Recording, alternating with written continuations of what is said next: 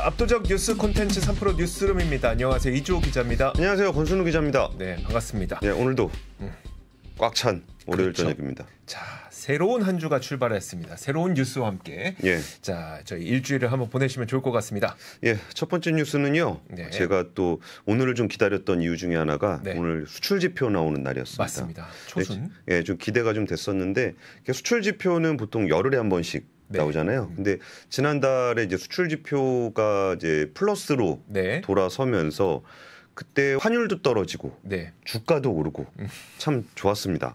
근데 이게 아무래도 이제 열흘짜리 지표에서 10일 됐을 때는 네. 이것만 가지고 얘기하기엔 조금 섣부른 감이 있긴 하지만 그래도 이제 경기를 보는 좋은 실마리가 좀 되고 있는데요. 그래서 지난달에 수출 지표가 개선된 이후에 이번 달도 이어지는지가 그러니까요. 좀 많이 네. 관심이 있었습니다. 그 관세청에 따르면 이달 들어 10일까지의 수출은 182억 3,700만 달러로 3.2% 증가. 수출이요? 예. 네. 아우.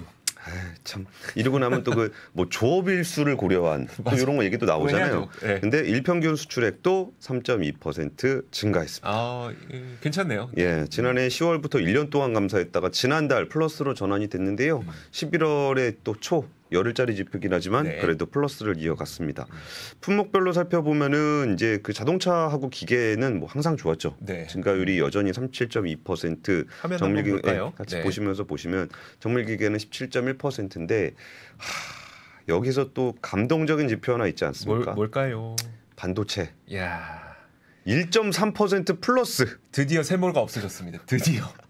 드디어 세모가 없어졌습니다. 야, 1.3% 플러스입니다. 1.3%. 네, 플러스. 참 이게 맨날 마이너스 40 찍다가 맞아요. 이게 반도체가 1분기에 마이너스 40%, 2분기에 마이너스 34.8%, 3분기에 22.6%였습니다. 그리고 지난 10월에도 전체 수출은 그 플러스였지만 반도체는 마이너스 3.1%였거든요. 네. 근데 이번에 열흘치는 그래도 1.3% 플러스더라. 라는 부분들이고요. 그리고 이제 국가별로 살펴봤을 때 또 이제 가장 마이너스가 크게 됐던 것들이 중국이었잖아요. 네. 근데 중국은 0.1% 감소. 굉장히 양호해진 겁니다. 굉장히 양호하죠. 네. 그러니까 올해 1분기에 29.7% 마이너스였고요. 2분기에는 마이너스 22.2%, 3분기에 마이너스 20.8%였고 10월에 마이너스 9.5%였습니다. 근데 이제 마이너스 1%니까 이 정도면 그래도 좀 추세적으로 좀 괜찮아지는, 그러니까 이제는 좀 바닥을 좀 찍었다고 얘기를 해도 되나? 네. 라는 게가 온 것 같아요. 물론 변수는 많습니다. 중국 경기의 온기가 그렇게 따뜻한 정도까지는 아니고 그냥 뭐 약간 뭐라 그럴까, 뭐 미지근하다 그럴까? 아주 차가운 거는 조금 지나간 정도. 예, 그런 조의 느낌이 있고 네. 여기에 대해서 이게 중동 지역의 분쟁 때문에 언제든지 유가가 이제 오를 수 있다라는 점은 분명히 부담이 됩니다. 그렇죠. 근데 외부 변수를 둘째치고 우리나라 자체적으로 가장 취약한 고리였던 수출 지표가 개선이 되는 거는 그나마라도 좀 네. 다행이다라는 지표가 이번에 또 10일짜리 수출 지표에서 다시 한번 확인할 수 있게 됐습니다. 자, 그렇습니다. 자, 그리고 다음 뉴스도 한번 보도록 하겠습니다. 다음 뉴스의 헤드라인 주시죠. 한국전력의 흑자전환 성공. 이거는 좋은 뉴스이기도 하고 좋은 뉴스죠. 네, 좋은 네. 뉴스이기도 하고 또 이제 전기료를 내는 사람 입장에서는 그래도 어쨌든 전기료 인상이 좀 있어야지 적자를 회복할 수가 있는 거니까 또 약간 그런 반감도 생기기도 하고 어쨌든 자, 흑자 전환 성공했는데요. 하지만 쌓인 누적 적자만 45조 원이기 때문에 뭐 일찌감치 웃기는 좀 힘들어 보입니다. 일단 실적부터 한번 보시죠. 한국전력이 이번에 어떤 실적을 냈는지 보도록 하겠습니다. 자, 지난 3분기 24조 넘는 실적을 기록했고요. 매출액 기준으로. 그리고 영업이익은 거의 2조 원에 가까운 영업이익 흑자를 기록했습니다. 2조 원. 네. 그리고 예. 흑자 전환. 그리고 지금 1.9조 9천 뭐 어느 정도니까 거의 2조 원 정도 되는 이익을 기록했습니다. 흑자 전환 많이 보이시죠? 그래서 예.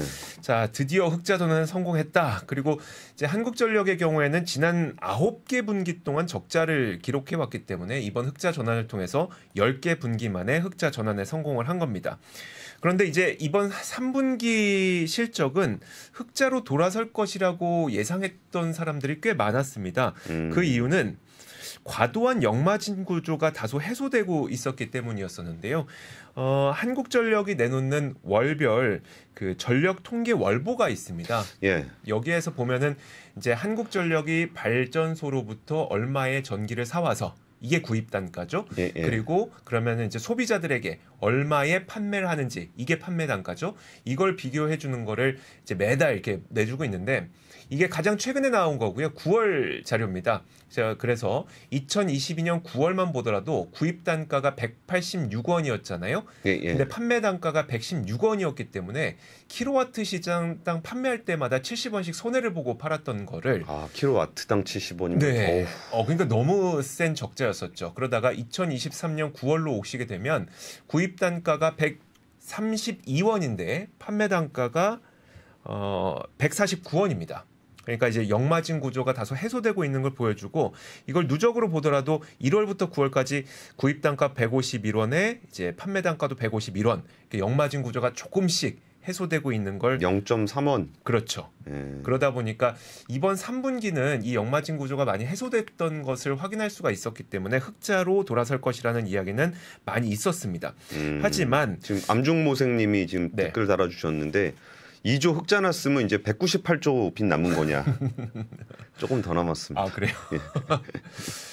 앞으로도 사실 그렇게 밝게만 보기는 좀 어려운 게 앞서 이제 그 전쟁을 통해서 국제 유가가 어디로 튈지 모른다는 우려는 사실 한국전력도 마찬가지로 갖고 있습니다.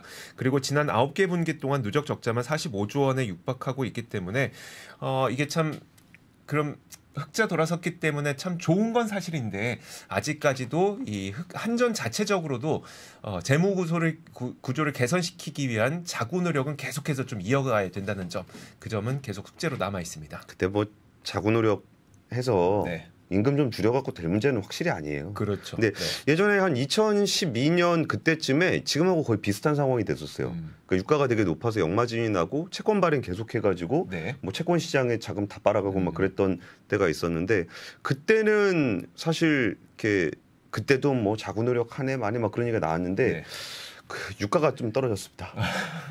유가가 떨어지고 금리가 좀 낮아지고. 네. 그래가지고 좀 그때 매크로 변수들이 좀 변하면서 조금 별일 없이 넘어갔는데 네. 지금 상황에서는 이제 금리가 내려갈 가능성이 이제 좀 당분간 없죠. 어려워 보이죠? 네. 예, 그리고 유가는 뭐 내려가봐야 얼마나 내려가겠어요. 좀 오르지는 네. 않으면 다행이고 이런 상황이라 좀 한전 문제는 계속적으로 좀 신경을 써야 될 것 같습니다.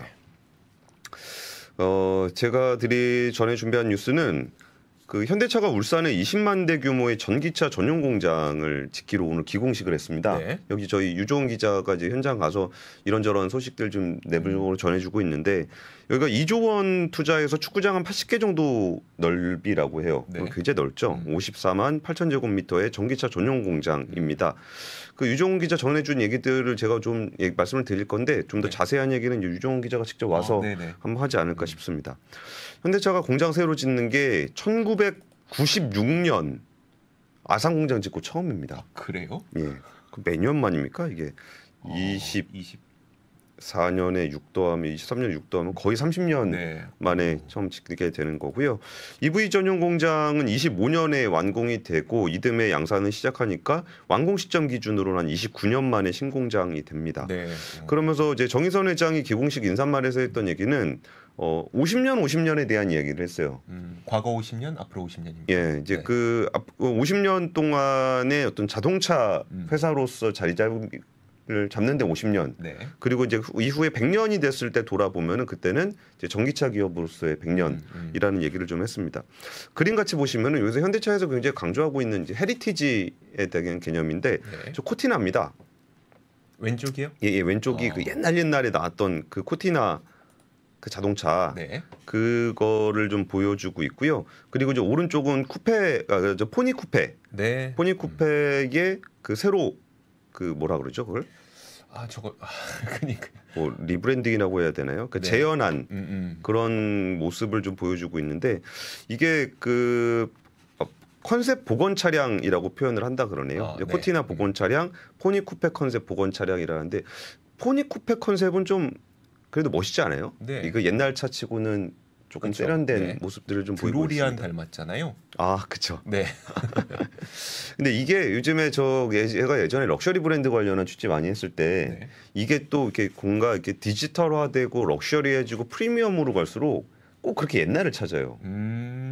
이게 뭔가 이게 사람 심리가 좀 그런지 모르겠는데 네. 뭔가 현재의 멋짐을 자꾸 과거의 무엇인가로 설명하는 경우가 많은 것 같아요. 우리는 이런 정통성을 갖고 있습니다. 이런 거죠. 그러니까 예를 들어서 뭐 네. 제가 뭐 무협지를 한다 그러면은 어떤 애가 갑자기 막 굉장히 뭐 무공을 빨리 배운다거나 네. 아니면 기원을 얻었을 때 제가 왜 그렇게 싸움을 잘하지 그랬더니 알고 보니 할아버지가 절대 무공의 고수였다. 이러면은 그지?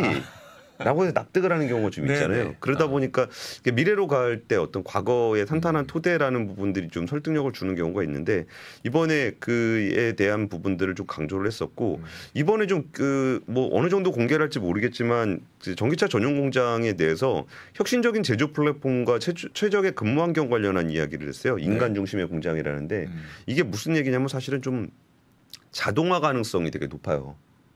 그게 인간 중심의 근무 환경이에요? 자동화가? 그러니까 이제 사람이 힘들지 않게. 네. 그러니까 예를 들어 사람이 이제 뭐 물건을 들고 뭐 위에다가 뭐 싣고 그러면 어깨 다 나가거든요. 네네. 근데 그런 부분을 싱가포르에 있는 글로벌 혁신센터에서 많이 연구를 하고 있어요. 그러니까 거기서 연구한 생산 기술이 이제 전기차 공장에 많이 들어갈 건데 그 부분은 아무래도 자동화될 가능성이 꽤 높습니다. 그리고 제가 오늘 아침에 그 뉴스삼에서 포드가 네. 그 트리키에서 LG에너지 솔루션하고 같이 공장 짓는 거 철회한 거 있거든요. 네, 전해주셨죠. 네, 전반적으로 이제 좀 전기차 수요가 부진하다 보니까 이제 다들 투자를 좀 줄이는 분위기인데요. 그러니까 이렇게 좀 공장 짓고 좀 잘해보려 그러는 행사 가서 기자들은 꼭 그렇게 가서 물어봅니다. 네. 남들 다 줄이는데 네. 어떡할 거냐. 그러니까 정인선 회장은 뭐 이왕 짓기로 한 계획대로 진행이 되고 있고 뭐 전기차 수요 감소가 이루어진다면 뭐 비용 절감 같은 여러 가지 방법을 있겠지만 큰 틀에서는 어차피 전기차 수요가 계속 늘어날 거라고 본다. 네. 어쩌면 가야 되는 방향이잖아요. 그렇죠. 그리고 여기서 또 이제 자동차가 만들어지기 시작하는 게 이제 그 한 2025년 6년 이쯤 되거든요. 네. 그러니까 이때쯤에는 지금보다 훨씬 더 전기차에 대한 보급이 많이 될 거고 전기차의 성능도 많이 개선이 될 거라고 보는 거죠. 네네. 그러면서 그리고 장세훈 사장 같은 경우도 뭐 늘 고민은 하는데 뭐 크게 봤을 땐 대세가 될 거라고 본다. 그리고 수요는 지속적으로 창출되지 않을까라는 생각을 하고서 준비하고 있다라고 좀 얘기를 했습니다. 네, 알겠습니다. 그러니까 우리가 그 기자들이 그렇게 물어보는 이유는 성장률 감소에 따라서 당신들의 앞으로의 계획, 그러니까 현대차의 앞으로의 계획에 차질이 있습니까를 물어본 거죠. 그렇죠. 예. 하지만 큰 대세는 변함이 없으니 우린 그 중간에 사업 전략의 운용의 묘를 좀 살려보겠다. 뭐 이런 식으로 대답한 거고. 그러니까 뭐 정 안 되면 비용 절감도 하고. 근데 어차피 대세가 글로 가는 건데 지금 줄인다는 거는 그 이후에 실제로 뭐 그때는 수요가 좋아졌을 수도 있잖아요. 네. 근데 그럴 때를 대응할 수가 없게 되는 거니까 이런 부분들은 저는 네. 그 좀 자금력 딸리는 포드가 네. 조금 뒤처지는 것 같아요. 뭐 폭스바겐이나 뭐 현대차나 뭐 GM 정도 테슬라는 뭐 기본으로 깔고 가는 거고 네. 뭐 그런 쪽에서의 전기차 쪽 그러니까 중국에서도 좀 애매한 애들 지금 다 나가 떨어지고 있잖아요. 그런 기업들은 뭐 파산이니 뭐 하고 있죠. 그러면서 네. BYD는 또 계속 잘 나가고 성장하고 있고. 그러네요. 예. 자, 좋습니다. 다음 뉴스 한번 보도록 하겠습니다. 자, 다음 뉴스 헤드라인 보여주시죠. 권익위원회에서 이제 김영란법 식사비를 상향 추진한다라는 소식이 있습니다. 현장 여론을 총취해서 이제 앞으로 결정을 짓겠다는 건데요. 자, 물가가 오르면 접대비도 현실화해야 되는 거 아니냐라는 거죠. 국민권익위원회가 고공행진하고 있는 외식 물가에 맞춰서 지금은 1인당 3만 원으로 제한된 공무원 등의 식사 비용을 5만 원으로 바꾸는 방안을 검토를 하고 있습니다. 사실 그 이제 김영란법이 어떻게 보면 사실 저희도 좀 많이 겹치잖아요. 많이 해당되고 하는데 사실 그 자리 좀 잡은 것 같지 않습니까? 예전에 네. 김영란법 도입되기 이전하고는 정말 문화가 달라요. 많이 달라졌습니다. 예. 네, 그래서 좀 자리를 잡은 것 같은데 사실 이게 식사비를 제외하고 선물과 관련된 비용 있잖아요. 이거는 애초에 좀 상향이 됐었습니다. 추석 전에 이미 상향이 됐었는데 선물 가격은 지난 8월 30일에 시행령 개정을 통해서 농축산물의 선물 가격은 10만 원에서 15만 원을 상승했고 명절에는 30만 원까지 가능해졌습니다. 당시에도 이제 그 뭐 선물도 해야 되고 그리고 선물 가격 자체가 높아졌기 때문에 시행령 개정을 통해서 이 선물 가격은 좀 높여놨었는데 그 예전에 농산물 관련해서 네. 그 많이 사라고 네. 뭐 내수경기 부양한다고 김영란법 그 저기 뭐 그렇죠. 규정한다는데 네. 그것도 좀 웃겼어요. 왜요? 아니 그 하면 하는 거지. 네. 그러니까 필요하면 하는 건데 그게 아니 뭐 농산물 선물 비싼 거 주라고 바꾸는 거는 네. 이게 법의 취지하고 좀 좀 다르잖아요. 맞지 않죠. 예, 네, 그래서 근데 어쨌든 그런 식의 변화가 있었고 이번에는 이제 식사비까지도 3만 원은 좀 부족할 수 있으니 높아진 외식 물가에 따라서 5만 원으로 재검토한다라는 겁니다. 뭐 그 업계 내지는 이제 공무원분들은 이런 말씀을 한다고 해요. 3만 원이었던 식사비가 5만 원으로 상향된다고 해서 높아졌던 청렴도가 다시 낮아지진 않는다.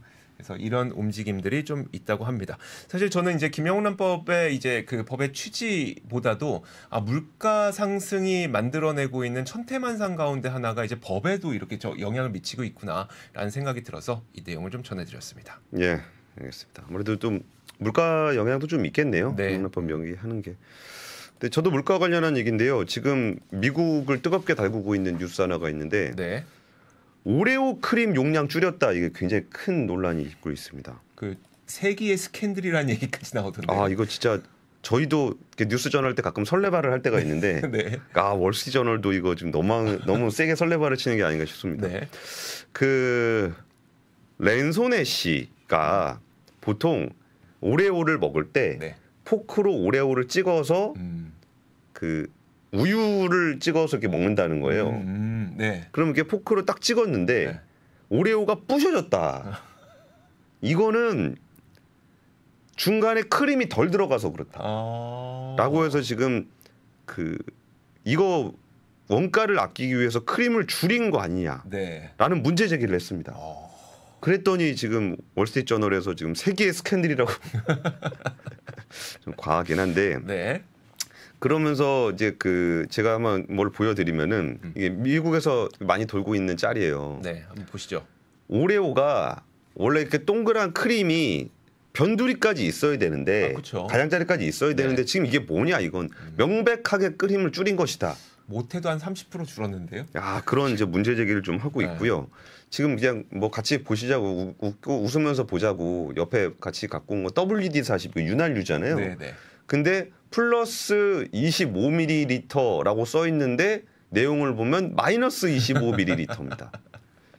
이게 우리가 몇 번 얘기했던 다크 패턴. 네. 얘기를 하고 있는데 이게 이른바 이게 슈링크플레이션이라 그러잖아요. 가격을 올리면은 좀 소비자들이 싫어하니까 네. 가격은 안 올리고 이제 함량을 줄이는 방식인데 여기에 대해서 지금 그 오레오 쪽 CEO는 정말 강하게 반발하고 있습니다.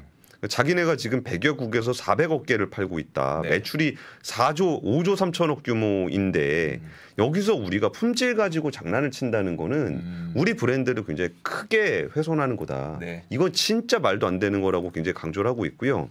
딱 요럴 때 이제 하이드록스라는 경쟁 상대는 네. 거 봐라 내 거 먹어라. 그렇죠. 라는 홍보를 하고 있다라는 네. 소식이 월스트리트저널에서 대대적으로 보도가 됐습니다. 와 근데 슈링크플레이션은 참 여러 군데서 좀 많이 나오고 있는 것 같습니다. 우리나라에서도 뭐 많이 문제가 좀 되고 있고요. 그렇죠. 자 다음 소식도 한번 보도록 하겠습니다. 자 다음 소식은 고용 한번 봐야겠죠. 자 고용보험 가입자 증가폭이 넉 달 연속 줄어들었다는 소식이 나왔습니다. 고용부가 발표한 노동시장 동향에 따르면 지난달 말 고용보험 상시 가입자 수는 1,528만 1,000명으로 전년 동월 대비 2.3% 증가했거든요. 예. 하지만 증가폭을 보면 이게 쭉 감소하고 있다는 걸 보실 수가 있습니다. 화면 함께 보시죠. 자, 지금 이 화면에 나오는 그림 가운데 밑에 있는 바 그래프를 보시면 됩니다. 이 바 그래프가 증가폭을 보여주는 거고요. 증가폭이 이제 아래로 내려가면 맨 끝에 4개의 그래프를 보시면 됩니다. 증가폭이 줄어들고 있다는 걸 말씀드리는 거고요. 그래서 지난 6월까지만 하더라도 이 증가폭은 37만 5천 명이 늘어났었어요. 그리고 그 다음 연도에 37만 3천 명, 그 다음 월에 뭐 36만 2천 명, 9월에는 뭐 35만 9천 명. 그런데 지난달에 34만 2천 명, 34.2 보이시죠? 34만 2천 명으로 4개월 연속 줄어든 걸 볼 수 있습니다. 사실 고용보험이라고 하는 거는 이제 사회보험 가운데 하나이기 때문에 그 의무보험이잖아요. 그래서 통상적으로 고용보험 가입자가 감소했다고 하면은 양질의 일자리에서 근무하는 근로자가 좀 줄어들었구나라고 볼 수가 있는데 비정규직이라 이제 특수고용 같은 경우는 고용보험 가입을 안 하니까 그렇죠. 고용보험이 많이 가입이 됐다라는 거는 4대 보험 되는 직장이 좀 늘어났다 그렇죠, 이렇게 해석을 그렇죠. 보통 하죠. 지금도 이제 증가하고 있는 건 사실입니다. 34만 2천 건이 증가했기 때문에 증가는 했는데 증가 폭이 좀 줄어들었다는 거고요. 그리고 전체 고용보험 가입자를 연령대별로 보면은 29세 이하가 좀 줄어들었습니다. 245만 3천 명으로 작년보다 한 3만 2천 명 줄어들었고요. 청년층의 감소세가 한 14개월째 이어졌다는 것이 좀 눈에 띕니다. 청년층이 좀 양질의 일자리에서 고용되는 폭이 좀 줄어들었다는 거고요. 그리고 또 되게 특이했던 게 뭐였었냐면 근데 그 부분은 조금 더 네. 신경 쓸 필요가 있는 게 네. 그 청년 자체가 줄어들었을 네. 가능성에 대해서 좀 있어갖고 우리나라 고용 지표는 미국 지표하고 좀 다르더라고요. 인구 통계랑 같이 봐야 된다. 인구 통계를 같이 안 보면 밑에가 네. 굉장히 약하기 때문에 매년 지날수록 네. 팍팍팍 줄거든요. 네. 그 청년들이 감소한다는 건 양질의 일자리 감소 측면도 있겠지만 청년 취업자 자체가 좀 줄어드는 측면도 분명히 있어 보입니다. 다음번에 제가 인구 통계도 같이 한번 꼭 확인을 하도록 하겠습니다. 그리고 지금 말씀해 주시려고 그런 얘기도 그 우리나라 인구 통계에서 되게 중요한 얘기. 외국인. 외국인. 네, 지금 외국인들 좀 보여드리고 싶은 건데요. 그 제가 이번 달에 34만 2천 명의 증가가 있었다 그랬잖아요. 그 가운데 40%가 외국인 근로자였습니다.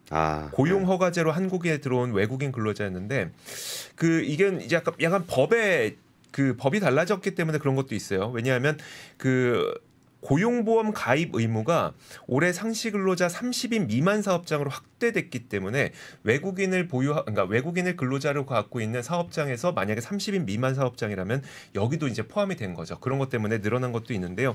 지금 제조업과 서비스업을 분류해 보면요. 제조업은 11만 7천 명 그리고 서비스업이 21만 6천 명 늘어났는데 제조업 고용이 11만 7천 명 늘었잖아요. 거기에서 외국인 가입자 증가분을 배제하면 감소했습니다. 감소요? 네.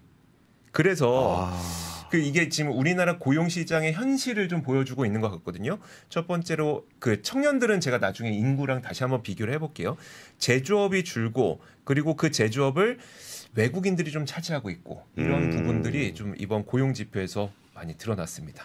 진짜 현실을 잘 보여주네요. 네. 청년층 인구 감소부터 해서 정규직 일자리 구하기 좀 어려운 거 그리고 이게 또 40인 미만이 포함이 된 거죠. 그렇죠. 네. 그 40인만 제조업은 사실 거의 외국인에 의존하고 있는 그런 상황이라는 거잖아요. 근데 사실 지역에 사시는 분들은 잘 아시겠지만 저도 지역에 가보면은 정말 외국인들 많습니다. 그러니까 우리나라에서도 이게 또 수도권에서 느끼는 거하고 정말 지역에서 느끼는 그 어떤 인구 국가별 인구 구성 이게 완전히 확연히 좀 다른 것 같아요. 사실 여기에 들어가는 게 사실 고용보험이라든지 건강보험이라든지 이런 문제점들도 외국인 근로자들이 이제 국내에 들어올 때는 얽혀 있는 경우가 굉장히 많기 때문에 사실 여기에 대한 대비가 조금 더 빠르게 있어야 되지 않을까 싶습니다. 그러니까 이 문제는 좀 잘 예민하게 좀 다뤄봐야 되는 게 이런 부분들에서 이제 외국인 고용보험 많이 나간다 그러면은 그 외국인이 보험 다 받아가냐 막 이런 식으로 약간 인종 갈등 이런 것들이 또 유발될 수가 있어요. 그러니까 이런 구조가 우리가 익숙하지 않잖아요. 그렇죠. 그러다 보니까 이런 부분들은 정말 좀 이렇게 사회적으로 잘 변해가야 되는 그런 구조 변화를 좀 잘 이해할 수 있는 그런 변화가 요구되는 것 같습니다. 제가 준비한 뉴스는요. OCI 홀딩스하고 포스트 퓨처엠이 피에노 케미칼을 만들어서 국내 최초로 음극재 핵심 소재 고연화점 피치 양산에 나선다. 말이 되게 어렵죠. 이게 뭐냐면은 이게 일단 전기차 300만 대 분입니다. 전기차 300만 대 분이면 굉장히 큰 분량인데 연간 300만 대 분이겠죠? 연간 300만 대 분. 연간 300만 대 분입니다. 이게 피치라는 게 뭐냐면은 석탄이나 석유를 정제해서 만드는 탄소 물질인데 이 고연화점 피치 같은 경우는 이제 보통 흑연으로 음극재를 만들잖아요. 그럼 얘를 이렇게 코팅을 하는 거예요. 코팅을 하는 그런 소재인데 이게 OCI가 세계 최대 액상 피치를 만드는 회사입니다. 네. 그러니까 여기에 유일하게 우리나라 국내에서 유일하게 피치 생산 기술을 가진 회사고 포스코 퓨처엠 같은 경우는 이제 천연흑연이라든지 인조흑연을 만드는 회사입니다. 네. 그러니까 요 흑연하고 피치를 이렇게 싹 잘 덮으면 네. 그런 포스코 퓨처엠이 만드는 음극재를 만들 수가 있게 되는 거예요. 네. 근데 지금 이 부분을 거의 중국의 의존도가 거의 80-90% 되거든요. 그러니까 이 부분을 처음으로 그러니까 고연화점 피치를 국산화를 시키는 거예요. 네. 근데 석탄계 피치 지금 OCI가 하고 있는 피치는 석탄계 피치고 네. 배터리 소재용으로 하는 거는 석유계 피치예요. 네. 그러니까 국내에서 처음으로 만들게 되는 거예요. 그러면은 그동안 중국의 의존도가 굉장히 높았던 음극재의 그 공급망 네. 이거를 채우게 되는 거예요. 그러니까 이전에 뭐 중국에서 또 흑연 안 준다 그래가지고 뭐 우리 또 뭐 막히네 안 막히네 뭐 네. 비상 점검회의 하네 막 이런 거 많이 얘기하고 있잖아요. 그런 부분들을 포스코 퓨처엠이 지금 탄자니아에서 천연흑연 가지고 오고 자회사 PMC텍에서 심산코커스 인조흑연 가지고 있거든요. 네. 그러니까 천연흑연 인조흑연 있고 여기에 그 고연화점 피치로 코팅을 해서 요거를 이제 음극재를 만드는 구조이기 때문에 네. 이 부분에 대한 국산화가 이루어진다는 게 좀 주요하게 보아야 될 포인트인 것 같습니다. 네, 알겠습니다. 그리고 또 하나 뉴스를 전해드리면은 지금 이거 같이 보시면 네. 금감원이 채권 추심 관련한 안내문 냈어요. 네. 이런 거 나온다는 거는 진짜 금리 올라가서 빚 못 갚아가지고 이제 추심하는 분들 많아졌다는 얘기거든요. 저는 이 뉴스 왜 나왔나 했어요. 그러니까 이런 네. 시기가 되면은 금융감독원에서 이런 얘기를 해요. 그렇군요. 그러면서 뭐 대표적인 민원 건수 몇 개 얘기했는데, 그러니까 너 통신요금, 휴대폰 요금 낼 능력 없으면은 엄마 카드, 아빠 카드로 내. 네. 요런 거 불법입니다. 그러니까 다른 사람에게 채무를 갚도록 하는 행위가 불법 추심이고요. 네, 네. 그리고 사실 이런 부분들을 3자에게 지금 같이 소비자 유의사항 같이 보시면서 보면은 네. 3자에게 채무자의 채무 내용을 전달하는 것도 불법입니다. 삼자라는 건 내가 아닌 다른 뭐 가족이 될 수도 있고 친구가 될 수도 그러니까 있고. 제가 추심업자고 네. 이조 기자가 네. 저한테 돈을 빌렸어요. 그러면 제가 이조 기자의 부모님한테 네. 이조 기자가 돈을 빌렸습니다. 라고 얘기하는 것도 안 돼요. 네. 그래서 뭐 연락이 안 되더라도 이조 기자 연락이 안 되더라도 전화를 해가지고 뭐 채무 내용을 알리면 안 됩니다. 네. 그런 부분들이 좀 있고요. 그리고 뭐 채권 추심 사유가 없는데 추심 통지를 받았거나 뭐 이런 경우에 바로바로 파악해야 되고 여기서 뭐 대신 갚도록 하는 거 굉장히 불법이고 네. 그리고 이런 부분들을 좀 진짜 명심해야 되는 게 막상 그런 상황이 닥치게 되면은 너무 무서워요. 그럼요. 예. 네. 그래가지고 거의 시킨 대로 하게 되는데 이게 뭐 예를 들어서 그 휴면 채권이라든지 이런 것들은 한번 갚게 되면은 살아나는 경우가 있어요. 네. 그래서 그러면 100만 원 못 갚으시면 한 2만 원만 갚으시죠. 그래서 2만 원 갚으면 살아나요. 살아나는 거죠. 100만 원. 그런 경우가 있기 때문에 좀 내가 돈 갚기 힘든 상황이 됐다. 그러니까 돈을 떼어먹으시라는 게 아니고 그렇죠. 네. 그러니까 갚으셔야 되는데 네. 지금 당장 돈이 없으면 못 갚잖아요. 네. 그러면 어떻게든 이거를 갚을 수 있는 최대한의 방식을 쓰는 건데 여기서 최대한 갚으려고 노력을 하더라도 이게 불법 추심에 노출되는 경우에 대해서는 스스로 보호할 수 있는 지식을 좀 갖추셔야 된다라는 말씀을 좀 드리겠습니다. 자, 고금리가 갖고 오고 있는 여러 가지 사회 현상들이 있으니까요. 저희가 그런 이야기들을 계속 전해드리고 있습니다. 자, 3프로 뉴스룸은 오늘 여기까지 하도록 하겠습니다. 저희는 내일 돌아옵니다. 고맙습니다. 감사합니다. 장 시작 전부터 종료까지 쏟아지는 수많은 뉴스와 정보들. 이 중에서 어떤 것이 투자에 정말 도움이 되는 정보일까요? 3프로의 증시 셔터맨 박근영 마스터가 직접 정보를 선별하고 투자의 힌트를 드립니다. 시간도 아끼고 투자 아이디어도 얻는 시간, 박근영 부장의 마켓 힌트와 함께 하세요. 자세한 사항은 3프로 TV 앱과 홈페이지를 확인하세요.